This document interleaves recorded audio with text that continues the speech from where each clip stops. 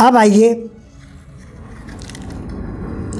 آگے بڑھتے ہیں، اور اس موقع پر اقبال سے ہٹ کر ایک اور شعر مجھے یاد آ رہا ہے، بڑا معروف شعر ہے جو کہ نعتیہ شاعری کے حوالے سے ایک بنیادی اصول کی حیثیت بھی اختیار کر گیا ہے۔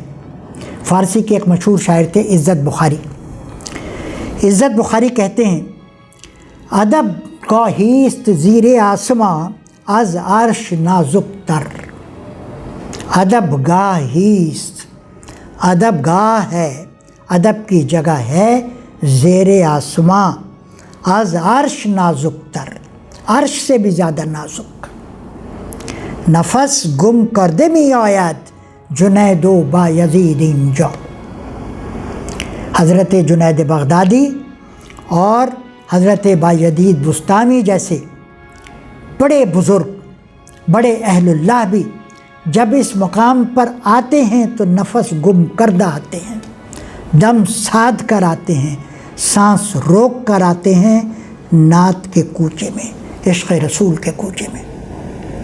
تو آگے جب ہم مزید ذکر کریں گے اقبال کے نعتیہ کلام کا تو ہمیں اندازہ ہوگا کہ اقبال کے پیش نظر نعت گوئی کے ایک ایک لمحے میں، ایک ایک لہجے میں، ایک ایک مرحلے میں عزت بخاری کا یہ شعر پیش نظر رہتا تھا، اور ان کے ہر شعر میں، نعتیہ کلام کے ہر گوشے میں ہمیں احساس ہوتا ہے کہ وہ خود بھی نفس گم کردہ ہیں اس مرحلے میں، اور ان کا قاری بھی ان کے اشعار پڑھنے کے بعد نفس گم کردہ ہو جاتا ہے، دم ساد لیتا ہے، حیران و شش رہ جاتا ہے، عشق اور محبت کی ان گلیوں کی سیر میں محو ہو جاتا ہے کہ اسے اپنا وجود بھی فراموش ہونے لگتا ہے۔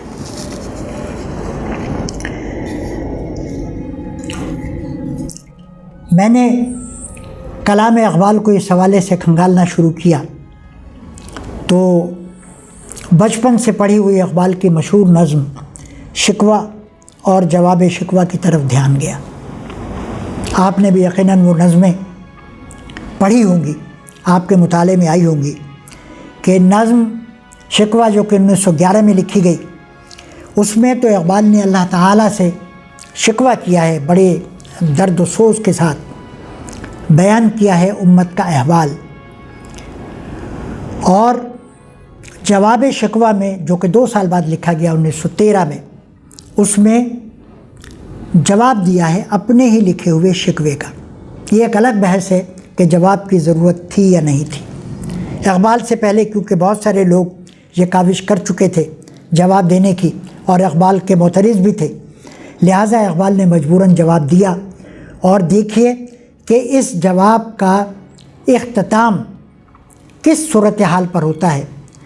یہ سارے شکوے کا جو جواب ہے، اس جواب کا نتیجہ کیا نکلتا ہے، پھر ہمیں علامہ مولانا عبدالسلام ندوی کا وہ جملہ دوبارہ ذہن میں آئے گا کہ اقبال کی پوری شاعری کا خلاصہ اگر ہے تو وہ عشق رسول ہے۔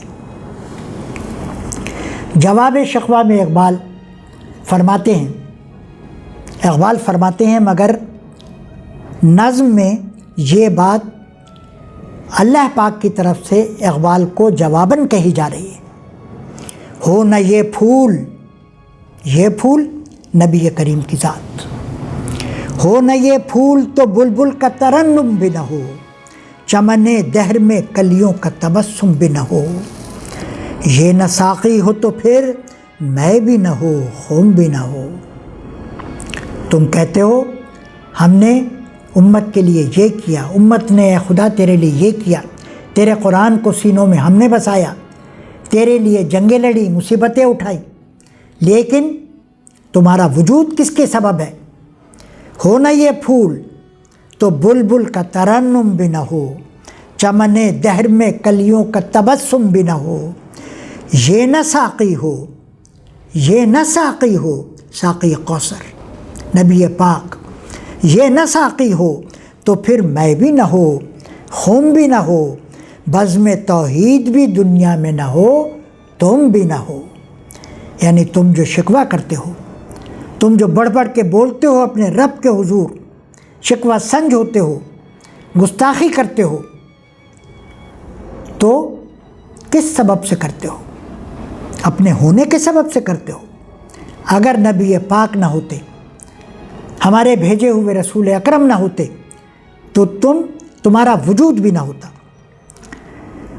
خیمہ افلاک کا استادہ اسی نام سے ہے۔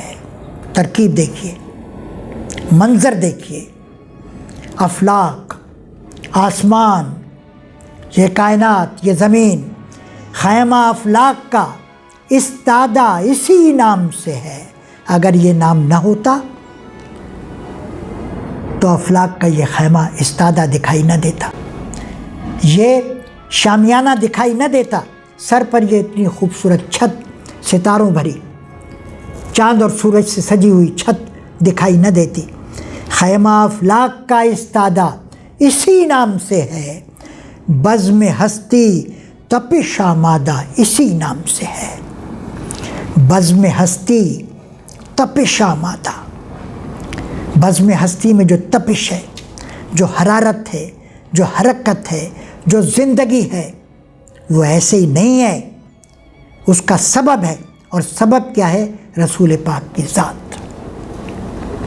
دشت میں دامن کوہسار میں میدان میں ہے، دشت میں دامن کوہسار میں میدان میں ہے، بحر میں موج کی آغوش میں طوفان میں ہے، چین کے شہر مراکش کے بیابان میں ہے، اور پوشیدہ مسلمان کے ایمان میں ہے۔ چشم اقوام یہ نظارہ ابد تک دیکھے، رفعت شان رفعنا لکا ذکرک دیکھے، رفعت شان رفعنا لکا ذکرک دیکھے۔ اگر آپ نہ ہوتے تو میں یہ کائنات نہ بناتا۔ حدیث قدسی۔ مردم چشم زمین یعنی وہ کالی دنیا، وہ تمہارے شہداء پالنے والی دنیا، گرمی مہر کی پروردہ ہلالی دنیا، عشق والے جسے کہتے ہیں بلالی دنیا، تپش اندوز ہے اس نام سے، اس نام سے، اس نام سے پارے کی طرح، تپش اندوز ہے، تپش حاصل کرتی ہے، گرمی پاتی ہے، حرارت حاصل کرتی ہے، اس نام سے پارے کی طرح، پارے کی طرح، تپش اندوز ہے اس نام سے پارے کی طرح، غوطہ نور میں ہے آنکھ کے تارے کی طرح۔ عقل ہے تیری سپر، عشق ہے شمشیر تیری، میرے درویش خلافت ہے جہانگیر تیری، ما سوی اللہ کے لیے آگ ہے تکبیر تیری، تو مسلمان ہو تو تقدیر ہے تدبیر تیری، کہ محمد سے وفا تو نے تو ہم تیرے ہیں، کہ محمد سے وفا تو نے تو ہم تیرے ہیں۔ یہ جہاں چیز ہے کیا، یہ جہاں چھوٹا سا جہاں، اتنی بڑی کائنات، کائناتوں کی کائنات کے اندر اتنا سا جہان، یہ جہاں چیز ہے کیا، لوح و قلم تیرے ہیں، کہ محمد سے وفا۔ شرط، صرف ایک شرط، صرف ایک شرط، وفاداری بشرط استواری اصل ایمان ہے، کہ محمد سے وفا تو نے تو ہم تیرے ہیں، یہ جہاں چیز ہے کیا، لوح و قلم تیرے ہیں۔ بانگ درا کے یہ اشعار جو کہ میں نے آپ کے سامنے پڑھے جواب شکوہ کے، اس سے اقبال کی نعتیہ شاعری کے تیور کا ایک اندازہ لگایا جا سکتا ہے، جو آگے چل کر اقبال کی مختلف نظموں میں، اقبال کی غزلوں میں اور اقبال کی مثنویات میں ظہور کرتا ہوا ہمیں دکھائی دیتا ہے۔ الفاظ کا شان و شکوہ، تراکیب کی ندرت، فکر کی گہرائی اور اسلوب کی شان، یہ تو آغاز ہے۔ پھر اسی مجموعے میں اس سے قبل ایک نظم لکھی گئی تھی، ترانہ ہندی، سارے جہاں سے اچھا ہندوستاں ہمارا، اس میں اقبال نے ہندوستان کے حوالے سے تصور وطنیت کا دفاع کیا تھا، لیکن سفر یورپ سے واپسی کے بعد 1908 کے بعد اقبال کے تصورات قومیت میں جو تبدیلی رونما ہوئی تو اقبال نے ترانۂ ملی لکھا۔ اس میں پھر اقبال کے تصور قومیت میں تبدیلی آئی اور اقبال نے وطن کی بنیاد جغرافیے یا زبان کو قرار دینے کے بجائے نظریے اور اسلام کو، دین کو وطنیت کی بنیاد قرار دیا۔ تو اس ترانۂ ملی میں یہ شعر ہمارے سامنے آتا ہے، سالار کارواں ہے میر حجاز اپنا، اس نام سے ہے باقی آرام جاں ہمارا۔ اس نام سے ہے باقی، یعنی ہمارا وطن، ہمارا نظریہ اور ہمارا جو بھی تصور ہے وہ مستعار ہے ان تصورات سے جو کہ نبی کریم صلی اللہ علیہ وسلم سے ہمیں ورثے میں ملے ہیں۔ اچھا، پھر اقبال کی ابتدائی نظموں ہی میں سے ایک نظم ہے جس میں حضرت ابوبکر صدیق کے عشق رسول کا ذکر ہمیں ملتا ہے، ان کے ایثار کا ذکر ملتا ہے، جس میں ایک وہ مشہور واقعہ بھی موجود ہے کہ جب حضور اکرم صلی اللہ علیہ وسلم نے کسی موقع پر صحابہ کرام سے مال طلب فرمایا، ایثار کا مطالبہ کیا، تو مختلف صحابہ کرام اپنے گھر کا سامان لا کر پیش کرنے لگے۔ کسی نے کچھ پیش کیا، کسی نے کچھ پیش کیا۔ حضرت عمر آدھا سامان لے کر آ گئے، حضرت ابوبکر صدیق اپنے گھر کا سارا سامان لے کر آ گئے۔ تو آپ نے جب ان سے معلوم فرمایا کہ اپنے گھر والوں کے لیے کیا چھوڑا، تو حضرت ابوبکر صدیق کا جواب تاریخ میں رقم ہے اور یہ ان کے حب رسول کا ایک کرشمہ ہے، ایک ثبوت ہے، اور جسے نظم کرنے کا سبب اقبال کے نزدیک یہ ہے۔ اور اس طرح کے اور بہت سارے اقبال کی شاعری میں ہمیں نظم ہوتے دکھائی دیتے ہیں، تاکہ اپنی قوم کے نوجوانوں کو، اپنی ملت کو، اپنے قارئین کو، آنے والی نسلوں کو یہ باور کرایا جائے کہ تمہارے اندر بھی وہی عشق رسول، محبت رسول کی وہی سطح مطلوب ہے جو کہ صحابہ کرام کے نصیب میں لکھی گئی تھی۔ تو حضرت ابوبکر صدیق نے فرمایا، پروانے کو چراغ ہے بلبل کو پھول بس۔ پروانے کو چراغ ہے، پروانے کو کیا چاہیے؟ چراغ چاہیے۔ کس لیے چاہیے؟ اپنی جان قربان کرنے کے لیے۔ صدیق کے لیے ہے خدا کا رسول بس، صدیق کے لیے ہے خدا کا رسول بس۔ یہ محض ایک واقعہ نہیں ہے، یہ ایک عمل ہے، یہ ایک راہ عمل ہے ہمارے لیے کہ اگر محبت رسول ہو، عشق رسول ہو تو اس درجے کا ہو۔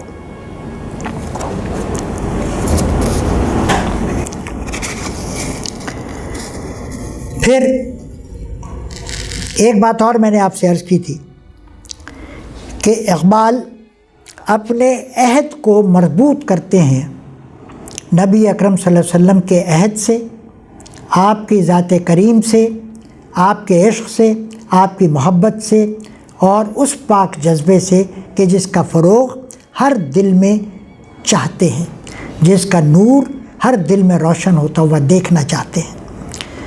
تو ایسا ہی ایک واقعہ ہے جس پر اقبال نے متعدد جگہ اظہار خیال کیا ہے۔ دو حوالے میں آپ کے سامنے رکھوں گا، ایک ابھی اور ایک آگے چل کر۔ ایک حوالہ ہے جنگ طرابلس کا۔ تاریخ کے طالب علم اگر آپ ہیں، اور ہمیں ہونا چاہیے، تو آپ کے علم میں ہوگا کہ گزشتہ صدی کے اوائل میں، دوسری دہائی کے شروع میں ایک جنگ واقع ہوئی تھی جسے جنگ طرابلس کہا جاتا ہے، اور یہ جنگ عثمانی افواج اور اطالوی افواج کے درمیان ہوئی تھی۔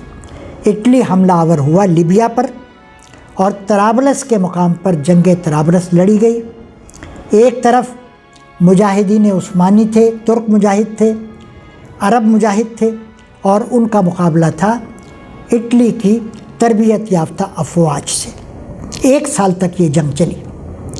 بالآخر سلطنت عثمانیہ کو شکست سے دوچار ہونا پڑا. یہ ہماری تاریخ کا ایک المناک باب ہے. تو اقبال نے اپنے مخصوص انداز میں، ایک تخیلی انداز میں اس واقعے کو نظم کیا ہے، اور اس نظم کا آخری حصہ خصوصاً دیکھنے کے قابل ہے، سننے کے قابل ہے، اور اس سے سبق حاصل کرنا بھی لازم ہے. گراں جو مجھ پہ یہ ہنگامہ زمانہ ہوا.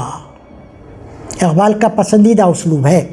خیالات کی دنیا میں اپنے آپ کو فرضی طور پہ لے جاتے ہیں اور وہاں کوئی صورتحال ہمارے سامنے لاتے ہیں، کچھ کردار وہاں ان کے منتظر ہوتے ہیں، وہاں کسی سے مکالمہ کرتے ہیں، کسی سے گفتگو کرتے ہیں، وہاں کچھ واقعات پیش آتے ہیں، ان سے کچھ نتائج اخذ کیے جاتے ہیں، پھر آخر میں ہم کسی ایسے نتیجے پر پہنچتے ہیں جو کہ ہمیں کسی اور دنیا کی سیر کراتا ہوا دکھائی دیتا ہے. گراں جو مجھ پہ یہ ہنگامہ زمانہ ہوا. میں تنگ آ گیا دنیا کی اس کشاکش سے، دنیا کی مصروفیات سے دل بھر گیا. جہاں سے باندھ کے رخت سفر روانہ ہوا. میں نے اپنا سامان باندھا، رخت سفر تیار کیا اور روانہ ہو گیا. فرشتے بزم رسالت میں لے گئے مجھ کو. واہ واہ واہ. کہاں چلا گیا؟ اس دنیا میں دل نہیں لگا. فرشتے بھی جانتے تھے کہ دل کہاں لگے گا. فرشتے بزم رسالت میں لے گئے مجھ کو، حضور آیہ رحمت میں لے گئے مجھ کو. حضور نبی کریم صلی اللہ علیہ وسلم کی بارگاہ میں لے گئے. کہا حضور نے، اے عندلیب باغ حجاز. ملاقات پہلے نہیں ہوئی ہے، پہلی ملاقات ہے، تخیل میں ہے، خواب میں ہے، تصور میں ہے. حضور کے الفاظ پہ غور کیجئے. کہا حضور نے، اے عندلیب باغ حجاز، اے میرے باغ کے بلبل. بلبل کا کام کیا ہے؟ نغمہ ریزی، گانا، ترانے گنگنانا، خوش الہانی، اچھی آواز میں نغمے سنانا، یہ بلبل کا کام ہے. اور بلبل کو گل چاہیے، بلبل کو باغ چاہیے، گلشن اور گلستان چاہیے. شاعر کو کیا چاہیے؟ گلشن ادب چاہیے. شاعر کو سننے والے چاہیے، اپنے قدردان چاہیے. شاعر کا کام کیا ہے؟ نغمہ گری ہے، نغمہ پروری ہے اور خوش الہانی ہے. اچھی آواز میں، پر درد آواز میں، پر سوز آواز میں. میرا اشارہ ترنم کی طرف نہیں، یہ وہ دل سوزی ہے، یہ وہ درد ہے، یہ وہ سوز ہے اور غم ہے جو کہ لفظ میں چھپا ہوا ہوتا ہے، لفظ سے اظہار پاتا ہے اور از دل خیز ہوتا ہے اور بر دل ریز ہوتا ہے. کہا حضور نے، اے عندلیب باغ سخن، باغ حجاز. تو اقبال خود اپنے آپ کو خطاب دلوا رہے ہیں حضور اکرم کی زبان سے کہ حضور اکرم نے مجھے کیا خطاب دیا؟ عندلیب باغ حجاز. میں حضور اکرم کے باغ کا بلبل ہوں، میں شاعر رسول ہوں، میں شاعر محمدی ہوں، میں شاعر پیغام رسول ہوں.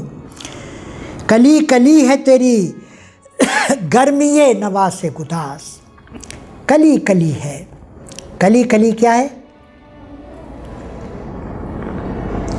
گلشن میں کلیاں بھی ہوتی ہیں، گلشن میں گل بھی ہوتے ہیں.